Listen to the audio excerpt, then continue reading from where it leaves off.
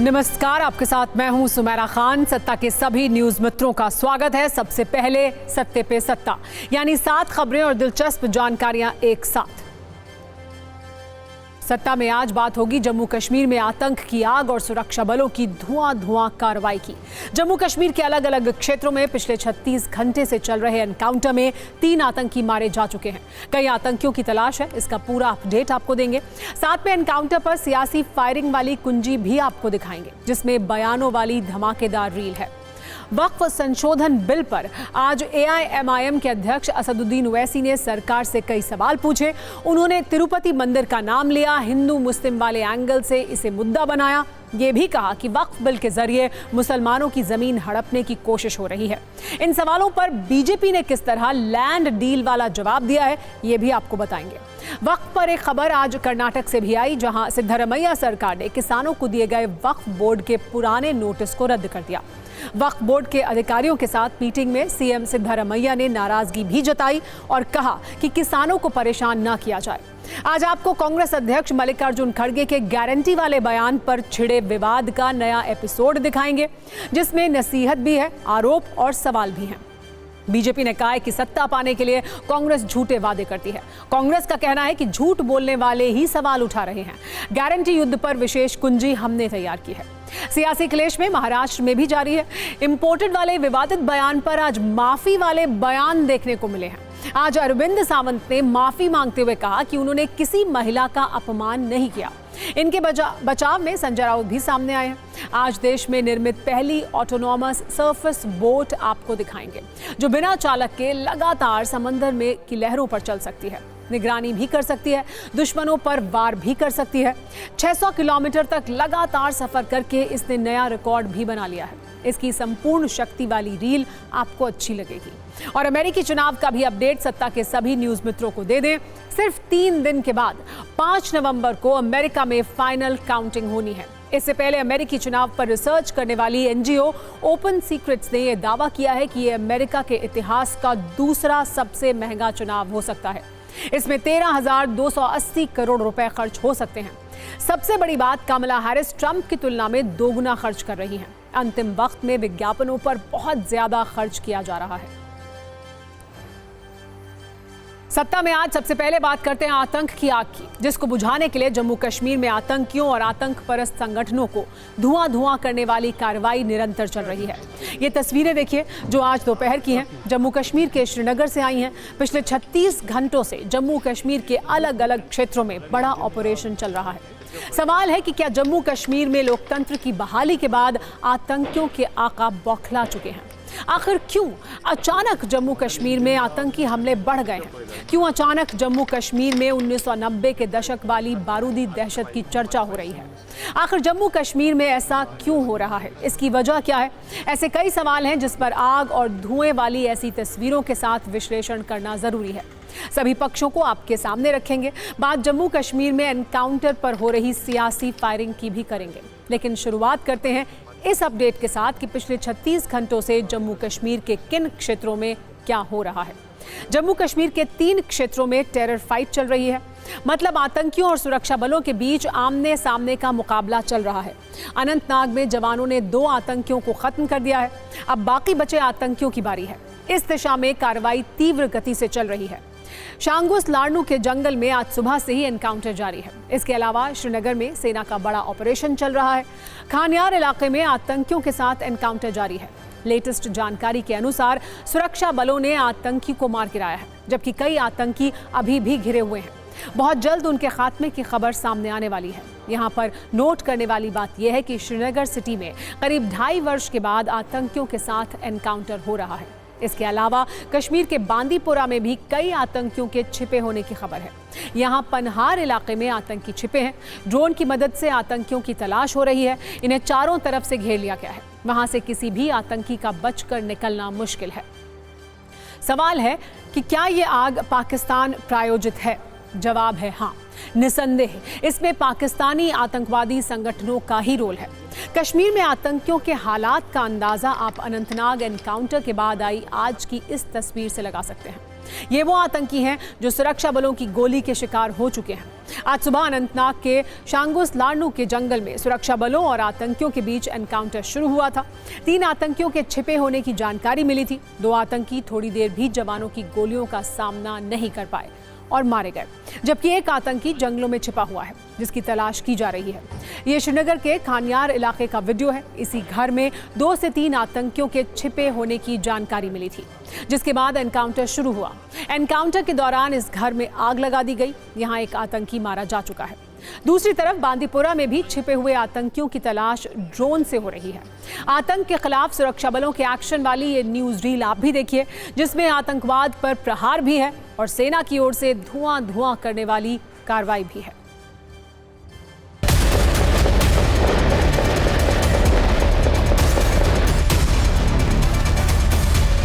पहले मैं बता दूं, 2 बड़ी मुठभेड़ें कश्मीर घाटी में आज चल रही हैं। पहली मुठभेड़ श्रीनगर के इसी खानियार इलाके में आज सुबह शुरू हुई, जहां 2 आतंकी ट्रैप्ड हैं। दूसरी मुठभेड़ अनंतनाग के शांगस इलाके में शुरू हुई, जहां पर सेना ने पुष्टि की कि 2 आतंकी इस मुठभेड़ में मारे गए और ऑपरेशन जारी है।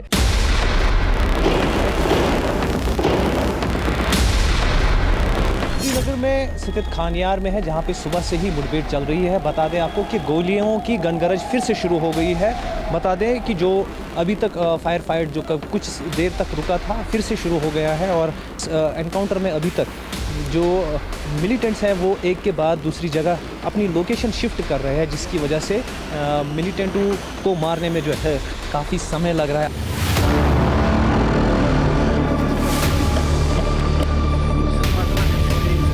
देखिए, कुछ ही दूरी पर यहाँ आप देख सकते हैं आसमान में धुआं उड़ता हुआ।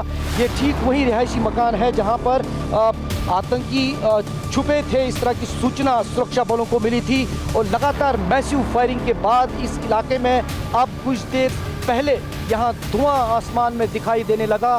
तो इससे ये संकेत है कि उस मकान में आग लग चुकी है जिसमें आतंकी मौजूद थे।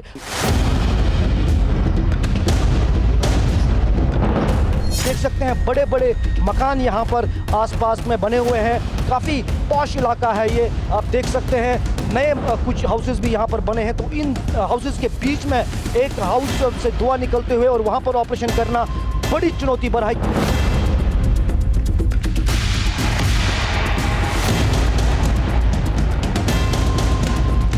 देखिए, आप लगातार देख सकते हैं कि किस तरह यहाँ पर फायरिंग हो रही है और लगातार फाइनल असॉल्ट की कोशिश है।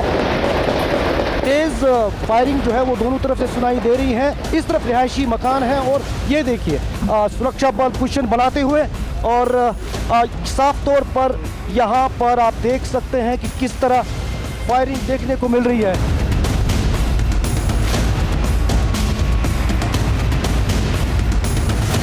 हम अनंतनाग की बात करें तो उस एनकाउंटर में जो लार्नू कोकरनाग अनंतनाग में हुआ, अभी तक 2 मिलिटेंटों के मारे जाने की पुष्टि जो है सेना द्वारा की गई है, जिसमें सूत्रों के हवाले से ये खबर है कि एक जो है FT यानी फॉरेन टेररिस्ट है और दूसरा जो है वो लोकल बताया जा रहा है। लेकिन कुल मिलाकर कहें तो ये बीते 24 घंटों में 4वीं मिलिटेंट गतिविधि है।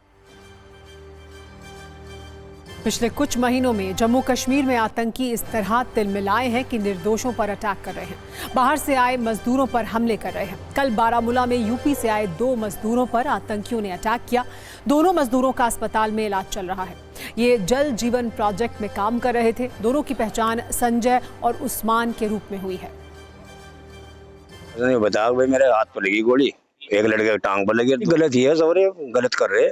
हमला करने को एक बार मैंने गरीब आदमी के मजदूरी कर खान गया और उस पर गोली चलते हमला होता है तो गलत ही है, कोई भी हो चाहे जी। मजबूरी सारी, बाप भी बीमार है, भैया भी बीमार है, बहना बैठी का हमारी जी, बस हमारी मजबूरी की होनी चाहिए। इस घटना के बाद क्या बेटे को वहाँ काम करने दोगे आप या नहीं? अजी उधर नहीं भेजते। बस क्या करेंगे, वहाँ काम करके हमारे तो बच्चे ही चले जाते जी। हम तो देखे कुछ नहीं जानते इस बारे में। हम तो गरीब आदमी मजदूरी को गए बेचारे वहाँ इतनी दूर। आतंकियों के 5 टारगेट और 5 मकसद हैं। इनके बारे में जानकारी आपको आगे देंगे, लेकिन पहले आपको सिर्फ 40 सेकंड में ये बताते हैं कि पिछले कुछ दिनों में जम्मू कश्मीर में कैसे आतंकी हमले बढ़ गए हैं, कैसे आतंकी ज्यादा सक्रिय हो गए हैं और वारदातों को अंजाम दे रहे हैं। तारीख के साथ इसकी पूरी जानकारी आइए आपको देते हैं। 28 अक्टूबर को अखनूर में एलओसी के पास आर्मी एम्बुलेंस पर फायरिंग की गई थी, जिसके बाद की कार्रवाई में 3 आतंकी मारे गए थे। कई आतंकी जंगल की ओर भाग गए थे। इससे 4 दिन पहले 24 अक्टूबर को बारामूला में सेना की गाड़ी पर अटैक किया गया था।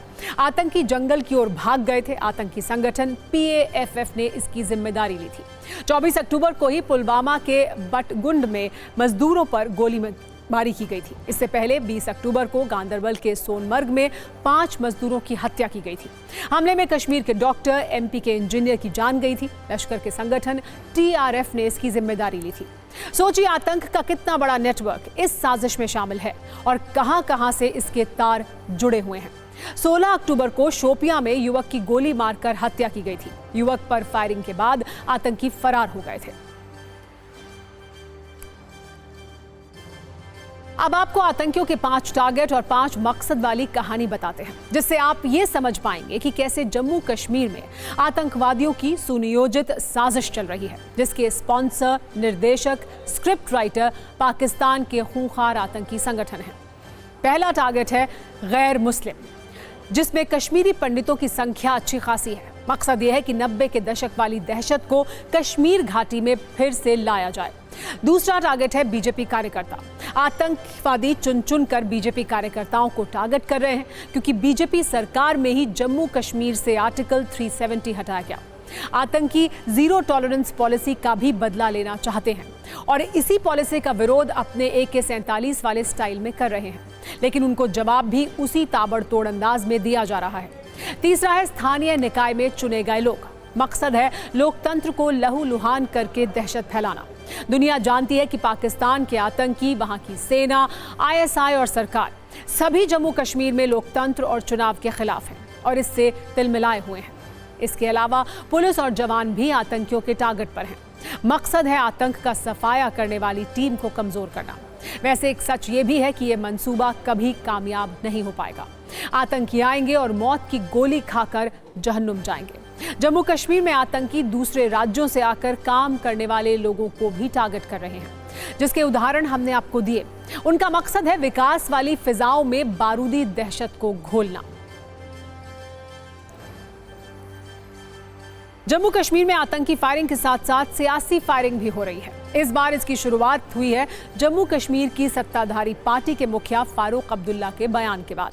कश्मीर में एनकाउंटर पर फारूक अब्दुल्ला ने कहा है कि आतंकियों को मारना नहीं चाहिए, बल्कि उन्हें पकड़कर पूछताछ करनी चाहिए, ताकि साजिश के बारे में पूरी जानकारी मिल सके और ये पता चल सके कि आखिर जम्मू कश्मीर में नई सत्ता आने के बाद अचानक हमले तेज क्यों हुए हैं। हालांकि फारूक अब्दुल्ला के इस बयान पर बीजेपी का तर्क कुछ और है।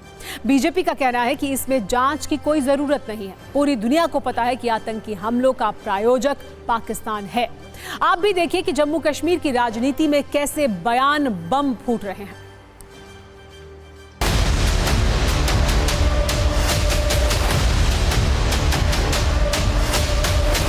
मुझे तो शक है कि वो लोग तो नहीं कर रहे हैं जो इस गवर्नमेंट को डिस्टेबलाइज करने की कोशिश कर रहे हैं। इसमें तहकीकात होनी चाहिए। हो कैसे रहा, इसके बजाय कि इनको मारें, इनको पकड़ना चाहिए और पकड़ के हमें मालूम करना चाहिए कौन इनके पीछे। कोई ऐसी एजेंसी तो पीछे नहीं है जो उमर अब्दुल्ला को डिस्टेबलाइज करना चाहते। सिक्योरिटी लैप्सेस का प्रश्न नहीं है। यह तो आप जानते हैं कि पहले कितनी आतंकवादी वारदातें होती थी। अब तो बहुत ये कहा जाए कि अब पहले के कंपैरिजन में बहुत ही नगण्य हुई हैं और हमारी सिक्योरिटी फोर्सेस पूरी तरह से सजग हैं।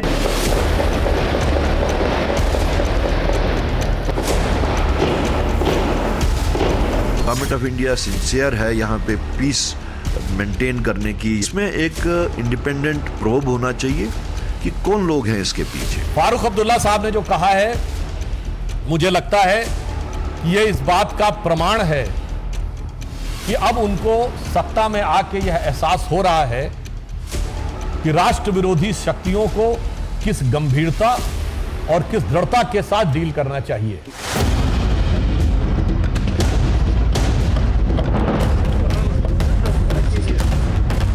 डॉक्टर फारूक अब्दुल्ला साहब इस बात को जानते हैं, ये आतंकवाद, ये बम, बंदूक, पिस्तौल, गोलियां ये पाकिस्तान से आ रही हैं। ये जग जाहिर बात है इसमें किस बात की छानबीन करनी है? क्या कर रहे हैं मोदी सरकार? फिर ये तो उनकी जिम्मेदारी है, एलजी की जिम्मेदारी है। पाकिस्तान से टेररिस्ट कैसे हमारे देश में आ रहे हैं? आपको रोकना चाहिए, उनको पकड़ना चाहिए। सत्ता में अब खबरों की दिशा को राजनीतिक खबरों की तरफ मोड़ते हैं, जिसमें शनिवार की सियासी कुंजी में धार्मिक क्लेश की मात्रा काफी ज्यादा है और इसके केंद्र में मजलिसे इत्तेहादुल मुस्लिमीन यानी AIMIM के अध्यक्ष असदुद्दीन ओवैसी हैं। तिरुपति मंदिर और वक्फ बिल पर दिया गया उनका एक बयान काफी चर्चा में है। सत्ता की दूसरी कुंजी एक राष्ट्रीय पार्टी के अध्यक्ष पर फोकस है, नाम मल्लिकार्जुन खड़गे है। कल मुफ्त की योजना पर दिए गए इनके एक बयान पर शुरू हुआ क्लेश थमने का नाम नहीं ले रहा है। लगातार दूसरे दिन इसका दूसरा एपिसोड रिलीज हुआ है। तीसरी कुंजी महाराष्ट्र की राजनीति की है, जिसमें बागी संकट, चाचा वर्सेस भतीजे का युद्ध और कांग्रेस वर्सेस बीजेपी की सीधी लड़ाई पर सत्ता की कुंजी है। शुरुआत राजनीति में अंदर तक घुसपैठ कर चुके धार्मिक क्लेश से करते हैं, जिसे आज AIMIM के अध्यक्ष असदुद्दीन ओवैसी ने रिफ्रेश किया है। दरअसल तिरुपति मंदिर में चर्बी वाले प्रसाद के आरोपों के बाद तिरुमला तिरुपति देवस्थानम बोर्ड के नए अध्यक्ष नियुक्त किए गए हैं। इनका नाम है BR नायडू। इन्होंने एक बड़ा बयान दिया और कहा कि तिरुमला में काम करने वाले सभी लोग हिंदू होने चाहिए। तिरुपति धार्मिक स्थल है, इसलिए जो गैर हिंदू हैं वहां से हटाए जाएंगे।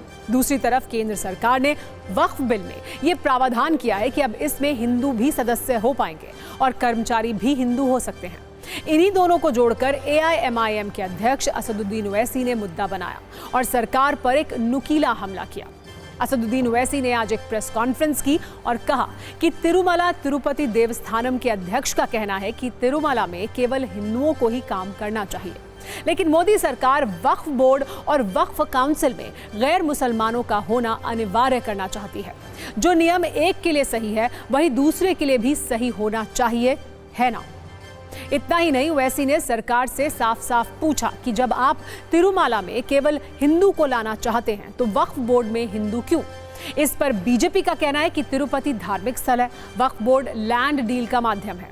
इस पूरे मामले में अब विश्व हिंदू परिषद ने भी एंट्री कर ली है और असदुद्दीन ओवैसी के बयान को गैर जरूरी कहा है। एक बार सुनिए कौन इस पर क्या कह रहा है।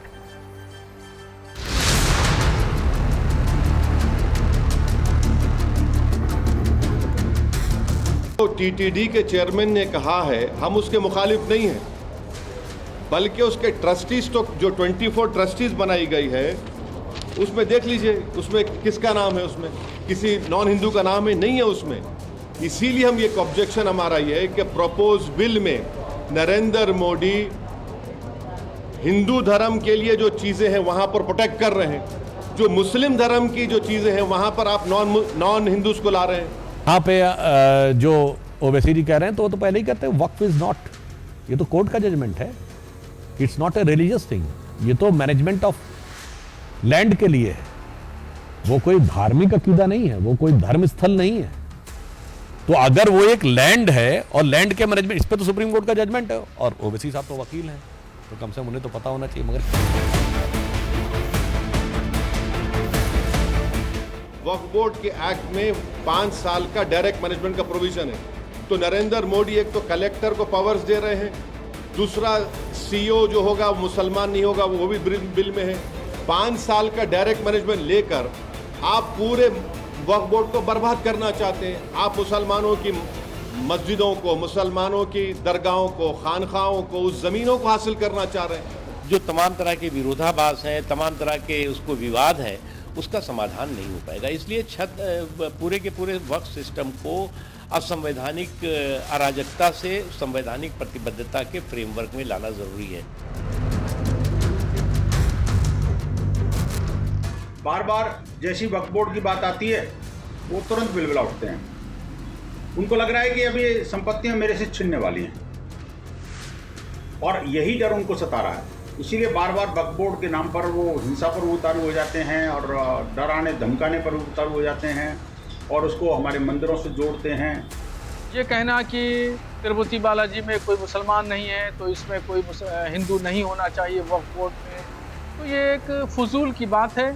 और वक्फ कमिश्नर एक ऑफिशियल पद है, वक्फ इंस्पेक्टर एक ऑफिशियल पद है, इसमें कभी मुसलमान आ जाता है, कभी कोई हिंदू आ जाता है, कभी कोई क्रिश्चियन आ जाता है, कभी कोई सिख आ जाता है।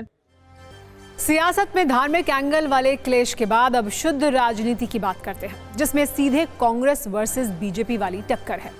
कल कांग्रेस अध्यक्ष मल्लिकार्जुन खड़गे ने कहा था कि जितना दे सको उतना ही वादा करो। इस पर पीएम मोदी ने कहा था कि कांग्रेस पूरी तरह से बेनकाब हो चुकी है। कल इस टकराव के पहले चरण में तो मामला इतने पर रुक गया था, लेकिन अब मामला इससे काफी आगे बढ़ गया है। फ्री गारंटी पर अपनी पार्टी को नसीहत देने वाले खड़गे ने पीएम मोदी पर शब्द बाण चलाए। उन्होंने सोशल मीडिया पर एक पोस्ट लिखा, झूठ, छल, जालसाजी, लूट और प्रचार, ये 5 विशेषण हैं जो सरकार को सबसे अच्छे से परिभाषित करते हैं। बीजेपी में बी का मतलब विश्वासघात है, जबकि जे का मतलब जुमला है। इसके अलावा उन्होंने सरकार से 7 सवाल पूछे। हर साल 2 करोड़ नौकरियों के वादे का क्या हुआ? दूसरा सवाल, बहुत हुई महंगाई की मार का क्या हुआ? तीसरा सवाल, अच्छे दिन का क्या हुआ? और चौथा सवाल, विकसित भारत का क्या हुआ? 5वां सवाल, ना खाऊंगा ना खाने दूंगा का क्या हुआ? मैं देश नहीं झुकने दूंगा का क्या हुआ? छठा सवाल और 7वां सवाल, सबका साथ सबका विकास और जय किसान जय जवान का क्या हुआ? कांग्रेस अध्यक्ष खड़गे ने ये सवाल कल देर शाम ही पूछ लिए थे। आज बीजेपी ने प्रेस कॉन्फ्रेंस करके एक-एक सवाल का विस्तार से जवाब दिया और ये भी दावा कर दिया कि खड़गे पर दबाव डालकर उन्हें कुछ भी बोलने के लिए मजबूर किया जा रहा है। वो 7 नहीं 17 सवाल भी पूछ सकते हैं।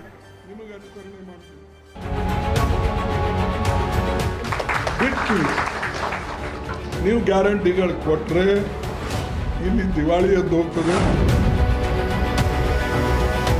एक राष्ट्र के विचार से प्रेरित कांग्रेस और एक अर्बन नक्सल विचार से प्रेरित कांग्रेस के बीच की यात्रा खड़गे जी ने देखी होगी तो वही उनके दिल से कहीं ना कहीं निकला होगा।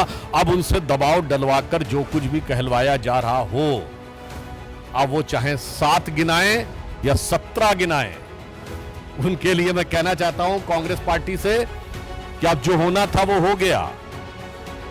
बिगड़ी बात बने नहीं, लाख करो किन कोय, रहीमन बिगड़े दूध को मथे न माखन हो। उनके वायदे झूठे निकले, मैं उनको झूठा नहीं कहता, पर उनके वायदे सारे झूठे। और मैं गिना रहा हूँ, कहाँ गया पेट्रोल सस्ता, महंगाई नियंत्रण करने की बात गई, कहाँ 2 करोड़ हर साल नौकरी की बात गई, और 15 लाख तो मोदी जी भूल ही गए हैं। कांग्रेस जो घोषणा करता है वो बिना बजट करता है, बिना स्टेट का रिसोर्स देखते हुए करते हैं। राहुल पगलापन करते हैं। हिमाचल आज उसके लिए सफर कर रहा है। जो व्यक्ति 10 साल से जुमला और जुमला ही में लगे हुए हैं और धोखा ही धोखा दिया है और उनकी कथनी और करनी में जमीन आसमान का फर्क है, वो आज कांग्रेस पार्टी को प्रवचन दे रहे हैं।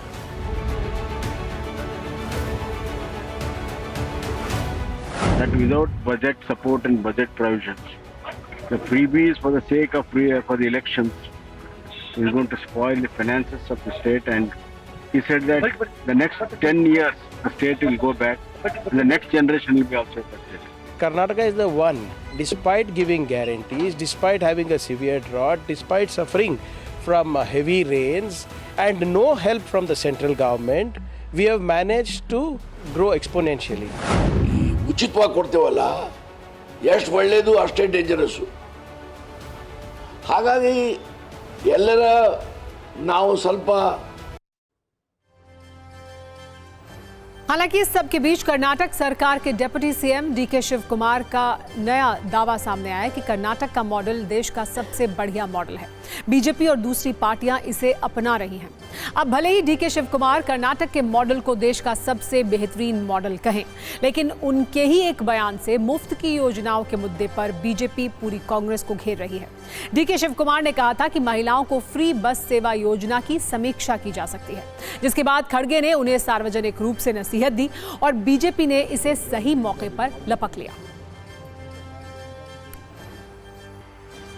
कर्नाटक में अब पड़ोसी राज्य महाराष्ट्र की तरफ चलते हैं, जहां बागियों ने करीब करीब सभी दलों की दीपावली खराब कर दी है और आगे भी संकट बढ़ाते हुए दिख रहे हैं।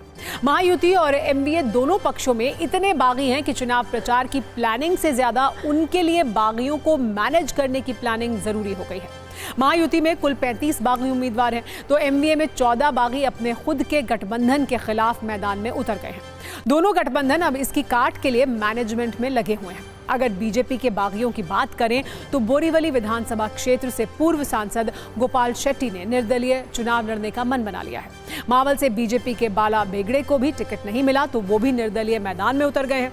पचोरा सीट से बीजेपी के अमोल शिंदे, मुंबा देवी विधानसभा से बीजेपी के नेता अतुल शाह, बुल्ढाना सीट से बीजेपी नेता विजय राज शिंदे, मेहकर सीट से बीजेपी के नेता प्रकाश गवई और ओवला माजीवाड़ा से बीजेपी के डेप्यूटी मेयर रहे हसमुख गहलोत बगावत कर मैदान में उतर गए हैं। इसके अलावा पेठड़ सीट पर बीजेपी के नेता सुनील शिंदे बगावत पर उतर आए हैं। अगर आंकड़ों के जरिए समझने की कोशिश करें तो शिवसेना शिंदे गुट के उम्मीदवारों के खिलाफ बीजेपी के 9 बागी हैं। बीजेपी उम्मीदवारों के खिलाफ शिवसेना शिंदे के 9 बागी हैं।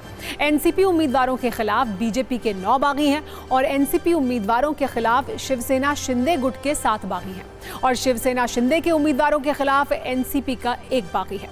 जबकि एमबीए में अब तक 14 नेता विद्रोह कर चुनावी मैदान में उतरे हैं। कुल मिलाकर महाराष्ट्र की राजनीति में करीब 50 बागी दोनों दलों में लिए गए चुनौती बने हुए हैं। हालांकि राजनीतिक दलों को अभी भी उम्मीद है कि 4 नवंबर को नामांकन वापस करने की तिथि तक इनमें से कई बागियों को वो समझाने में कामयाब हो जाएंगे।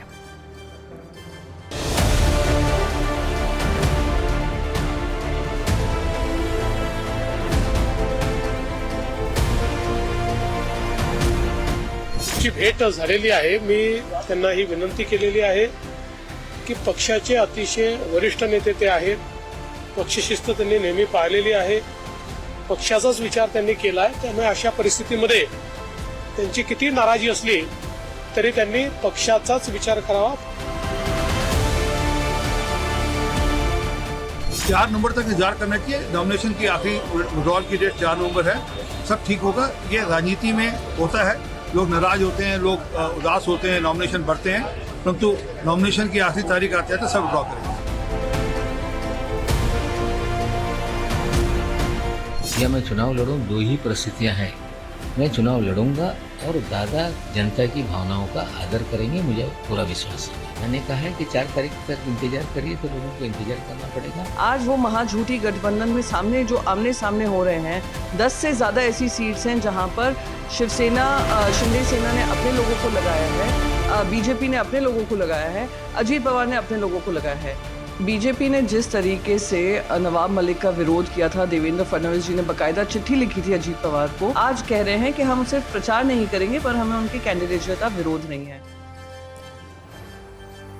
इस सब के बीच इस बार का महाराष्ट्र चुनाव इसलिए भी रोचक है क्योंकि महाराष्ट्र में सिर्फ व्यक्तिगत बगावत नहीं है, बल्कि पार्टी का नाम और चुनाव चिन्ह के लेवल तक बगावत है और इनका आमना सामना भी हो रहा है। पिछली बार एक दूसरे के लिए प्रचार करने वाले चाचा शरद पवार और भतीजा अजित पवार इस बार आमने सामने हैं। महाराष्ट्र की 38 सीटें ऐसी हैं जहां शरद पवार की एनसीपी और अजित पवार की एनसीपी में सीधी टक्कर है। ऐसा ही कुछ हाल एकनाथ शिंदे बनाम उद्धव ठाकरे के बीच है। शिवसेना के दोनों धड़ों के बीच 49 सीटों पर सीधी टक्कर है, जबकि हमेशा से एक दूसरे से टकराने वाली कांग्रेस और बीजेपी 75 सीटों पर आमने सामने हैं। वैसे पिछले चुनाव में कांग्रेस और बीजेपी के बीच 66 सीटों पर सीधी टक्कर हुई थी, जिसमें से कांग्रेस ने 16 और बीजेपी ने 50 सीटें जीती थी। यानी बीजेपी का स्ट्राइक रेट कांग्रेस की तुलना में काफी ज्यादा अच्छा था। वैसे ये बात ही काफी दिलचस्प है कि इस चुनाव में बीजेपी, कांग्रेस और एनसीपी शरद गुट तीनों ने कम से कम 9 ऐसे उम्मीदवारों को टिकट दिए हैं जो राजनीतिक परिवार से हैं और पहली बार चुनाव लड़ रहे हैं, जबकि शिंदे सेना ने 8, उद्धव सेना ने 5 और एनसीपी ने 1 ऐसे उम्मीदवार को टिकट दिया है जो राजनीतिक परिवारों से हैं और पहली बार चुनाव लड़ रहे हैं। ऐसे बागियों का संकट सिर्फ महाराष्ट्र में ही नहीं है, बल्कि झारखंड में भी बागी सत्ता के सपनों को चकनाचूर कर सकते हैं। बगावत को थामने और चुनाव अभियान को धार देने के लिए गृह मंत्री अमित शाह आज रात झारखंड पहुंचेंगे, जिसके बाद आज ही वो बीजेपी नेताओं के साथ बैठक कर चुनावी तैयारियों और प्रचार अभियान की समीक्षा करेंगे। कल अमित शाह बीजेपी का संकल्प पत्र जारी करेंगे, लेकिन अमित शाह का खास फोकस बीजेपी के बागियों को साधने पर होगा जो पार्टी के लिए चुनौती बने हैं। झारखंड में बागी बीजेपी के लिए अभी भी सिरदर्द बने हुए हैं। झारखंड बीजेपी के चुनाव प्रभारी शिवराज सिंह चौहान और हेमंत बिस्वा शर्मा ने बीजेपी के रूठे हुए नेताओं के घर घर जाकर उन्हें मनाने की कोशिश की। इसमें उन्हें सफलता भी मिली, लेकिन 6 से ज्यादा ऐसी सीटें हैं जहां बगावत थमी नहीं है। 4 नवंबर से पीएम मोदी झारखंड में चुनाव अभियान की शुरुआत करने वाले हैं। उससे पहले बीजेपी बागियों के मुद्दे को सुलझा लेना चाहती है।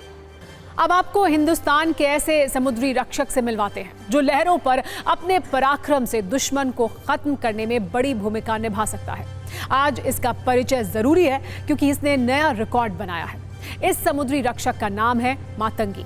मातंगी देश में निर्मित पहली ऑटोनॉमस सरफेस बोट है। मतलब ये कि ये बोट बिना किसी चालक, बिना किसी ड्राइवर के अपने मिशन पर जा सकती है। पहले पड़ाव में इस बोट ने 600 किलोमीटर का सफर ऑटोनॉमस मोड में पूरा किया है। अभी इसे तुतिकोरिन तक के 1000 किलोमीटर की दूरी तय करनी है। ये बोट सागरमाला परिक्रमा के तहत मुंबई से तमिलनाडु के तुतिकोरिन तक का 1500 किलोमीटर का सफर बिना किसी चालक दल के पूरा करेगी। इसका प्रयोग निगरानी और सुरक्षा के लिए किया जाएगा। एक भारतीय स्टार्टअप ने मातंगी का निर्माण किया है। कंपनी ने पहले भी वरुण नामक मानव वाहक ड्रोन विकसित किया था, जिसे भारतीय नौसेना में शामिल किया गया है।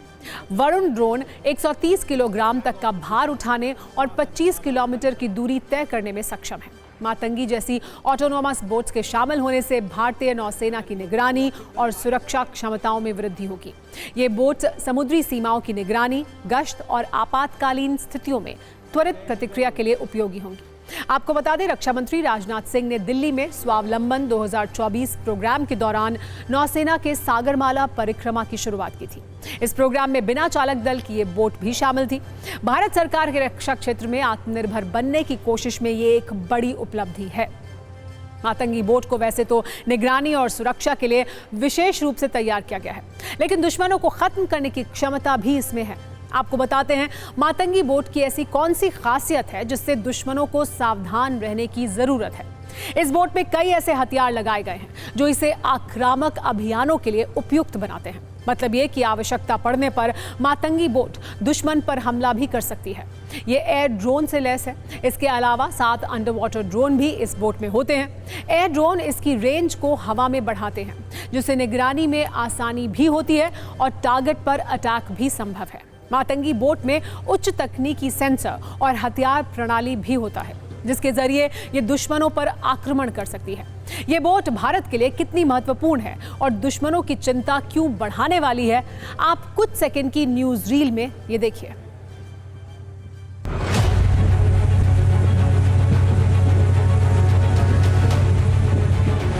मातंगी बोट देखिए भारतीय नौसेना की पहल पे बनाया गया है।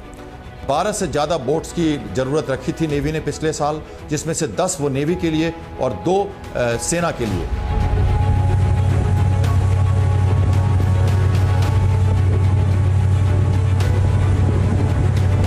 इसमें रेडार लगा है, जीपीएस लगा है। अगर जीपीएस फेल हुआ तो हमारा भारत निर्मित नाविक सिस्टम भी लगा है, ऑटोमेटिक नेविगेशन सिस्टम है, कोलिजन अवॉइडेंस सिस्टम है, नाइट कैपेबल है। इसमें 12.7 ये SR गन्स भी लगे हैं जो डिफेंस के लिए भी यूज़ किया जा सकते हैं। और इसमें ड्रोन्स भी हैं, एक ऑटोमेटिक ड्रोन भी है जो इससे लॉन्च किया जा सकता है एरियल व्हीकल के रूप में। अंडर वाटर ड्रोन्स भी हैं। एक तरह से स्वॉर्म कर सकता है ये, दुश्मनों को बड़े शिप्स के आगे रख के फ्रंट लाइन डिफेंस दे सकता है, सर्वेलेंस कर सकता है, इंटीग्रेशन कर सकता है।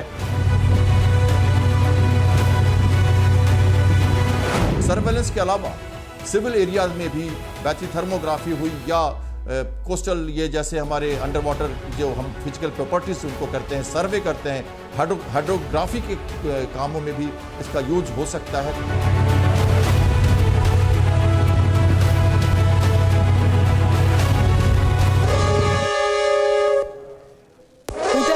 यानी सत्ता में आज का वक्त खत्म हो गया है। कल शाम 7 बजे आपसे फिर मुलाकात होगी। तब तक सभी न्यूज मित्रों से हमारी गुजारिश है कि वो सत्ता की न्यूज रील्स को ज्यादा से ज्यादा शेयर करें और मुझे दें इजाजत।